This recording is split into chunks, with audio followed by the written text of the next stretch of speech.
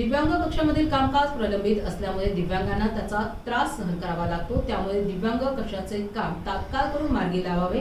त्याचबरोबर शिष्यवृत्ती, संगोपन भत्ता व उदरनिर्वाह भत्ते यांचे अर्ज 2005 मध्ये मागणी करण्यात आली होती।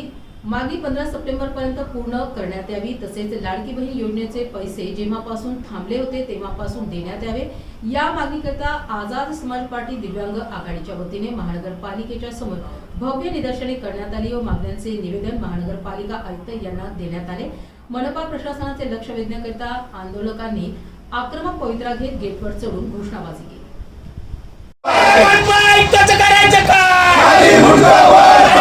गेट्याच्या खात्रीच्या अधिकाऱ्याचं करायचं काय?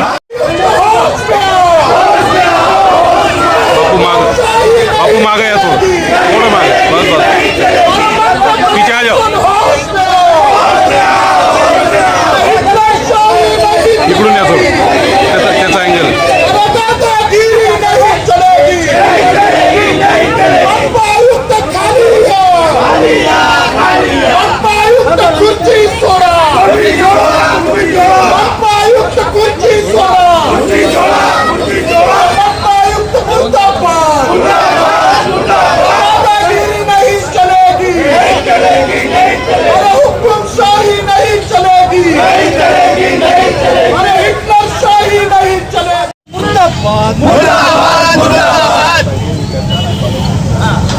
दिव्यांगाला घरकुल मिळालंच पाहिजे, घरकुल मिळालंच पाहिजे,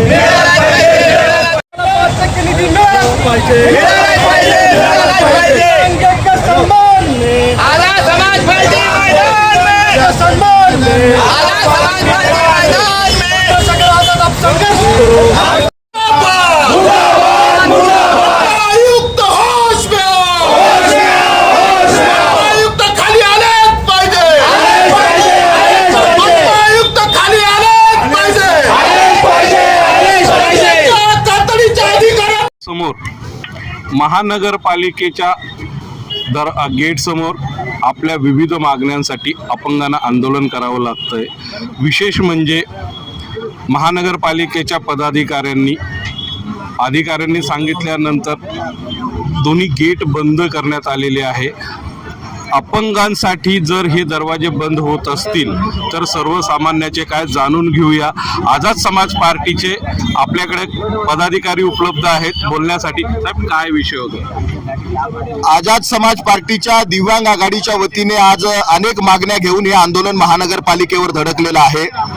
आम्ही या आंदोलनास्थळी पोहोचले असताना या गेटवर उपलब्ध असलेले त्यांच्या कर्मचाऱ्यांनी दोन्ही गेटला लॉक लावलेला आहे।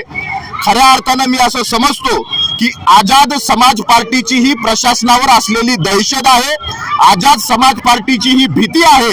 त्यांना माहित आहे की आझाद समाज पार्टीचे पदाधिकारी नेते जर महानगरपालिकेमध्ये घुसले तर आम्हाला सो की पळो करतील आणि म्हणून त्यांनी भीतीपोटी हे दरवाजे त्या ठिकाणी बंद केलेले आहेत। माझं आयुक्तांना सांगणं आहे की तुम्ही जर लोकांच्या प्रश्नावर योग्यरित्या काम केलं, अपंगांना त्या ठिकाणी दिव्यांगांना न्याय जर दिला तर तुम्हाला असं तोंड लपवून कुलूप लावून कॅबिन बंद करून बसण्याची वेळ येणार नाही।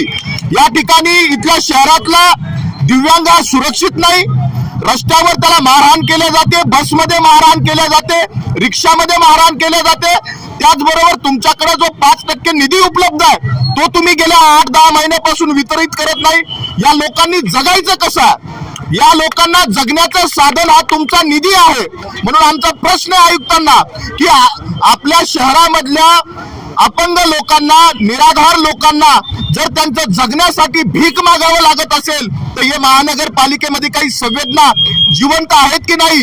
या महानगरपालिकेला त्यांच्या कर्तृत्वाची काही जाणीव आहे की नाही? म्हणून ही जाणीव करण्यासाठी आझाद समाज पार्टी आज त्यांच्या छाताडावर धडकलेली आहे। अधिकारी आणि कर्मचारी नागरिकांसाठी का नागरिक अधिकारी कर्मचाऱ्यांसाठी? अपंग जरी असले तर ते समाजाचे घटक आहे, समाजाचा भाग आहे। दोन्ही गेट बंद करण्यात आले। महानगरपालिकेचा जो काही प्रशासकीय कारभार असेल, जे काही अधिकारी असतील ते जनतेचे सेवक आहेत, ते जनतेचे नौकर आहेत आणि म्हणून त्यांनी स्वतः कॅबिन मध्ये इथं येऊन लोकांच्या मागण्या ऐकल्या पाहिजे, त्याच्यावर काम केलं पाहिजे. परंतु भ्रष्टाचारानं बरबटलेले लाखो करोडो रुपयाचा निधी आपल्या पोटात घातलेले भिकारचोट अधिकारी आम्हाला इथं तोंड देण्यासाठी घाबरतात.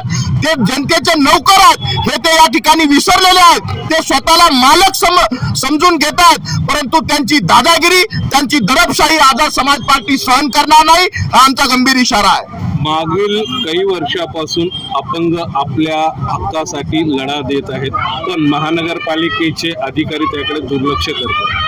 महानगरपालिकेला आमचा शेवटचा अल्टिमेटेड आहे. तुम्ही जर तात्काळ आमच्या मागण्या आज संध्याकाळपर्यंत मान्य केल्या नाही तर आम्ही जबाबदार सर्व अधिकाऱ्यांचे कॅबिन मध्ये घुसून त्यांचे तोंड काळे केल्याशिवाय राहणार नाहीत. हे आयुक्तांनी आणि सगळ्या जबाबदार अधिकाऱ्यांनी गंभीर लक्षात घ्यावं. आमच्या मागण्या संध्याकाळपर्यंत मागण्या न झाल्यास पदाधिकाऱ्यांचे आयुक्तासहित तोंड काळे करणार या निर्वाणीच्या इशाऱ्यासहित आज आयुक्तांची व जे पदाधिकारी आहेत त्यांची भेट घडून पोलीस प्रशासन भेट घडून आणतंय. बघूया या भेटीमध्ये त्यांना काय उत्तर